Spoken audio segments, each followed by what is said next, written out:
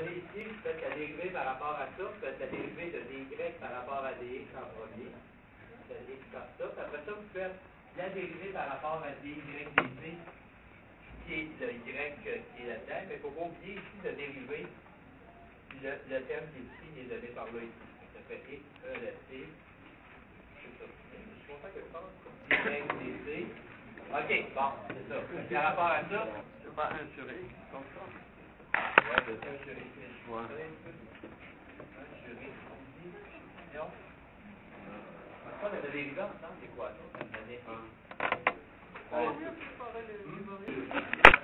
C'est clair, c'est pas assez simple, vous en demanderez à l'examen. Fait que ça me donne rien de vous dire, je vais vous en demander un. Ça prend 1h30 de faire, puis je pose 5 questions.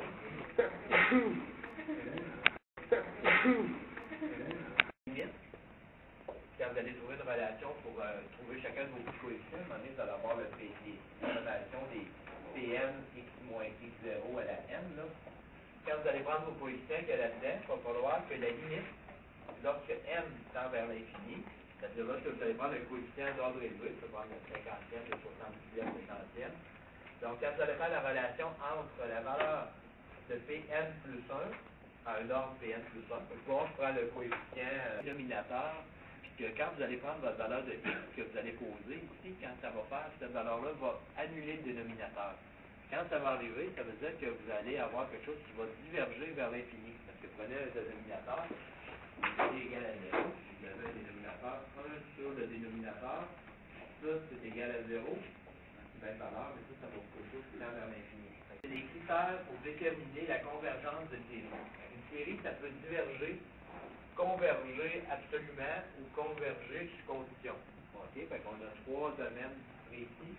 Nous autres, ça va nous donner une convergence donc inconditionnelle dans la région qu'on va avoir. Fait que pour faire ça, on va utiliser ce critère-là, c'est pour ces critères de convergence-là. Fait que je dirais que vous le feriez pour C5, C6, C7, C8, C9, C8. À l'examen, là, je ne veux pas vous faire passer du temps à calculer les puissances, parce qu'on pourrait en faire un paquet. Rendez-moi là jusqu'à C4, C5, même T4, c'est suffisant. Mettez des petits points après. Même T4, c'est suffisant. Mettez des petits points après. Trouver mes PXQX, on appelle ça la méthode de Frobenius. OK? Vous avez peut-être déjà entendu parler de nom, là, Frobenius, il y a plusieurs travaux qu'il a fait dans le domaine. Et si vous allez voir les notes de cours de l'autre université, je pense qu'il vous fait un petit historique sur Frobenius et sa méthode. Donc, c'est une méthode qui est développée qui s'adresse au calcul lorsqu'on a des points singuliers. Des points singuliers. Des réguliers, singuliers réguliers. Vous allez voir la différence entre les deux. Montrons d'abord le théorème suivant. Soit, celle-là, on va l'utiliser, ça, je disais, des fois, on va développer des théorèmes.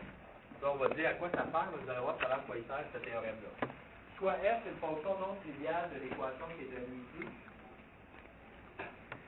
Si je prends la technique de réduction d'ordre que vous avez déjà faite, je peux réduire l'équation 1 à l'équation 2 qui est ici, avec le oméga qui est égal à cette valeur-là. Vous allez voir, c'est sportif. Un jour, je vais vous le faire à l'examen pour ne montrer pas ça, cette question-là.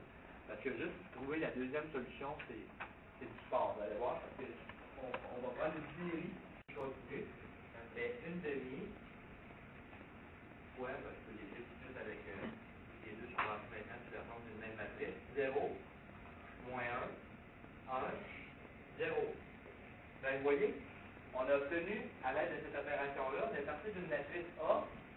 En faisant l'opération qui est ici, on a obtenu une matrice qui est antisymétrique. OK? Antisymétrique. Oui. Première ligne des deux colonnes, c'est 4 x 12. 4 x 12. Ah, je me suis trompé, c'est 4 x 12? Non. Celle-là? Ah oui, première ligne des deux. De la simplification. Simplification. Au point de vue de ça, de certains problèmes. Ça, c'est bon. Ça, c'est bon. C'est parfait. Fait que ça va être égal à 1, 0, 0, 1. D'après vous autres, qu'est-ce qu'il nous reste à faire là-dedans pour trouver les 1, 1, 2 et tout le patatras? Il faut mettre chacun des membres égales. Travaillez beaucoup dans le domaine de ça, là, en physique, les fonctions complexes, là, puis il y en a aussi ceux qui étudient les phénomènes des trous noirs, puis ces trucs-là, les équations de Schwarzschild, puis l'autre. Ça traite de singularité. OK? Que pensez à ça, le phénomène qui se produit localement, ici qui est là. Vous faites 4 fois ça, puis vous faites 2 fois 4 fois ça, ou 4 fois 2 fois ça, ça va vous donner la même chose. Ok, vous regardez ça, vous dites ça c'est 4 fois ça, 4 fois 2 fois ça, ou 2 fois 4 fois ça, ça me donne toujours mon 8 qui est ici. Vous regardez ça, vous dites ça c'est 4 fois ça, 4 fois 2 fois ça, ou 2 fois 4 fois ça, ça veut dire ça c'est 4 fois ça, 4 fois 2 fois ça, ou 2 fois 4 fois ça, ça veut dire ça c'est 4 fois ça, 4 fois 2 fois ça, ou 2